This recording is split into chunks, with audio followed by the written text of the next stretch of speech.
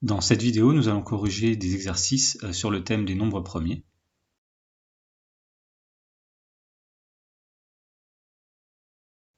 Dans l'exercice 16, on dit « Les nombres suivants sont-ils premiers ? Justifiez la réponse ». Alors, on rappelle qu'un nombre premier, c'est un nombre qui possède exactement deux diviseurs, 1 et lui-même. Alors, première question, on demandait si le nombre 7 est un nombre premier. Eh bien, on écrit la liste des diviseurs positifs de 7. Il n'y en a que deux, il n'y a que 1 et 7. Donc on peut affirmer que le nombre 7 est un nombre premier. Deuxième question, on demandait si 34 est un nombre premier. Eh bien, comme 34 possède au moins 3 diviseurs, par exemple 1, 34 c'est 1 fois 34, 2, 34 c'est 2 fois 17, et 34, puisque 34 c'est 34 fois 1, eh bien il n'est pas premier, il a strictement plus que 2 diviseurs, donc on ne peut pas dire que c'est un nombre premier. Troisième question, on demandait si 57 est un nombre premier. Eh bien, on remarque que 57 est divisible par 3, c'est-à-dire que 57, c'est 3 fois 19. Donc ça justifie le fait qu'il n'est pas premier, parce qu'il possède donc au moins 3 diviseurs, 1, 3 et 57. Alors on remarque qu'il y a aussi 19, mais en tout cas, ça suffit à dire qu'il n'est pas premier. Question D, on demande si 77 est un nombre premier. Eh bien, on remarque encore une fois que 77 est divisible par 7, puisque c'est 11 fois 7. Donc ça justifie le fait que ce nombre-là n'est pas premier. Le fait que 7 soit un diviseur de 77 montre qu'il y en a au moins 3 des diviseurs, 1, 7 et 77. Dernière question, le nombre 13 est premier, parce que ces diviseurs, lorsqu'on en fait la liste, il n'y en a que 2, il y a 1 et il y a 13. Donc ce nombre-là est bien premier.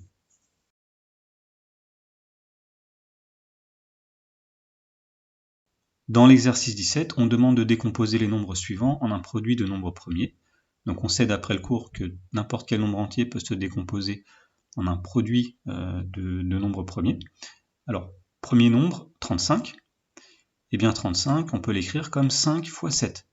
Sachant que 5 est un nombre premier et que 7 est un nombre premier, on a donc la décomposition de 35 en un produit nombre premier. Deuxième nombre, 42. Alors, tout d'abord, 42, on peut dire que c'est 2 fois 21. Et 21, on peut encore le casser. On peut dire que 21, c'est 3 fois 7. À partir de là, nous n'avons plus que des nombres premiers, 2, 3 et 7. Donc nous avons la décomposition de 42 en nombre premier. Troisième question, il s'agissait de décomposer le nombre 50 en un produit de nombre premier. Alors 50, on peut dire que c'est 2 fois 25, 2 étant un nombre premier. 25 n'est pas un nombre premier, donc on peut encore le casser. Donc on obtient que 50, c'est 2 fois 5 au carré. Puisque 5 est un nombre premier, nous avons donc la décomposition de 50 en un produit de nombre premier. Nombre suivant, 99. Alors 99, c'est 3 fois 33. Alors 3 est un nombre premier, on le garde. 33, on peut encore le casser. 33, c'est 3 fois 11. 11 étant un nombre premier, on s'arrête là, et la décomposition de 99, c'est 3 au carré fois 11. Dernier nombre, le nombre 100. Alors 100, c'est 2 fois 50. Donc, on peut continuer ensuite en disant que 50, c'est 2 fois 25, c'est-à-dire 2 fois 5 au carré. Finalement, on obtient donc que 100, c'est 2 au carré fois 5 au carré.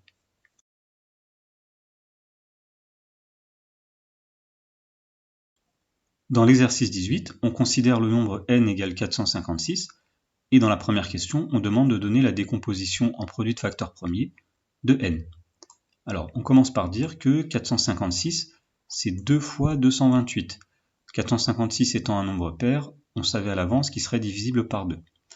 On continue, 228 c'est un nombre pair, donc c'est 2 fois quelque chose, et en l'occurrence 2 fois 114.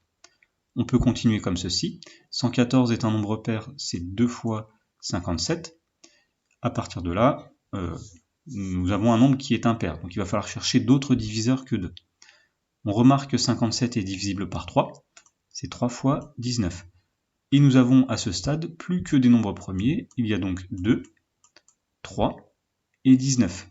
Nous avons donc la décomposition de 456 en un produit de facteurs premiers, c'est 2 puissance 3, puisqu'il y avait le nombre 2 en facteur 3 fois, fois 3, fois 19.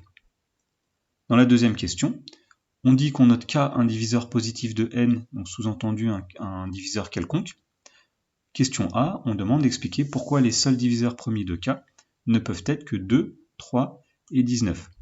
Alors, pour expliquer ceci, on va dire que comme le nombre K est un diviseur de 456, eh bien, nous pouvons dire que 456, c'est K fois quelque chose. Alors, j'ai écrit K fois W, peu importe, 456, c'est K fois quelque chose. À partir de là, on peut affirmer que si le nombre K possédait un diviseur premier, qui est autre que 2, 3 ou 19, et bien dans ce cas-là, ce diviseur premier du nombre K diviserait aussi 456. Donc ce nombre premier qui diviserait K, qui n'est pas 2, 3 ou 19, il devrait alors apparaître dans la décomposition en produit de facteur premier de 456. Par exemple, si K était divisible par 11, on pourrait écrire que K c'est 11 fois quelque chose, et donc on pourrait dire que 456 est égal à 11 fois quelque chose. Donc ce nombre-là devrait apparaître dans la décomposition en produit de facteur premier de 456. D'après le cours, on sait que cette décomposition est unique, donc ça n'est pas possible, puisque dans la décomposition de 256, il n'y a que le nombre premier 2, le nombre premier 3 et le nombre premier 19, eh bien le diviseur K de 456 ne peut pas posséder d'autres diviseurs premiers que 2, 3 ou 19. Dans la question B, on dit que la décomposition en produit de facteur premier de K est donc de la forme 2 puissance A fois 3 puissance B fois 19 puissance C. Ça vient du fait que les seuls diviseurs premiers possibles de K, ce sont 2, 3 et 19, comme on l'a expliqué dans la question d'avant. Quelles sont les valeurs possibles de A, B et C ? Eh bien, nous pouvons affirmer que le nombre A est compris entre 0 et 3, puisque dans la décomposition en produit de facteur premier de 256, le nombre 2 est à la puissance 3. Donc si un nombre K divise 256, le nombre 2 qui apparaîtra dans sa décomposition ne peut pas dépasser 3. De même, le nombre B sera compris entre 0 et 1, puisque dans la décomposition de 256, 3 était à la puissance 1, et pour la même raison, le nombre C sera compris entre 0 et 1, puisque l'exposant de 19 dans la décomposition de 256, c'est 1. Dans la troisième question, on demande de recopier et de compléter l'arbre suivant, et d'en déduire la liste des diviseurs positifs de n. Donc ce qu'on va faire à partir de maintenant, c'est qu'on va donner toutes les valeurs possibles à A de 0 à 3, toutes les valeurs possibles de B de 0 à 1, et pareil pour C de 0 à 1. On va représenter tout ça sous la forme d'un arbre. Alors, voyons voir, on obtient l'arbre suivant. Alors, premier niveau de branche, ici, c'est lorsque le nombre A est égal à 0. Alors, lorsque A est égal à 0, donc le nombre 2 apparaît à la puissance 0. Il y a deux possibilités, soit le nombre B vaut 0, soit il vaut 1. Donc le nombre 3 apparaît à la puissance 0 ou bien à la puissance 1. Supposons que le nombre B vale 0. Eh bien, le nombre C, il y a deux possibilités, soit il apparaît à la puissance 0, soit il apparaît à la puissance 1. Prenons le cas où il apparaît à la puissance 0. Dans ce cas-là, le nombre K, le diviseur de n, serait 2 puissance 0 fois 3 puissance 0 fois 19 puissance 0, c'est-à-dire 1 fois 1 fois 1. Et donc le nombre K, le diviseur de n, serait égal à 1. De la même façon, donc, si jamais à la fin le nombre C était égal à 1, eh bien le nombre K serait 2 puissance 0 fois 3 puissance 0 fois 19 puissance 1, c'est-à-dire 1 fois 1 fois 19. Et donc nous aurions 19 à la fin. Donc nous avons déjà deux diviseurs de 456, 1 et 19. De la même façon, on peut répéter l'opération. Donc nous avons ici 3, ensuite 57, ce qui nous donne deux autres diviseurs de 19. Situation suivante maintenant, lorsque le nombre A est égal à 1. Donc nous avons ici 2 puissance 1, deux possibilités, soit 3 puissance 0 ensuite, soit 3 puissance 1. Si on avait 3 puissance 0, deux possibilités, soit 19 puissance 0, soit 19 puissance 1.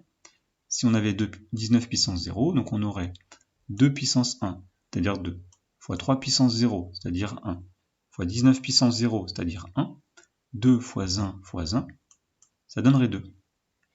Dans l'autre chemin, donc, nous aurions 38. 2 fois 1 fois 19. Dans la branche ou dans les branches du dessous, nous aurions ici 6, 2 fois 3 fois 1, et 114. 2 fois 3 fois 19. Donc troisième possibilité, lorsque le nombre A vaut 2, soit B vaut 0, soit B vaut 1, etc., etc.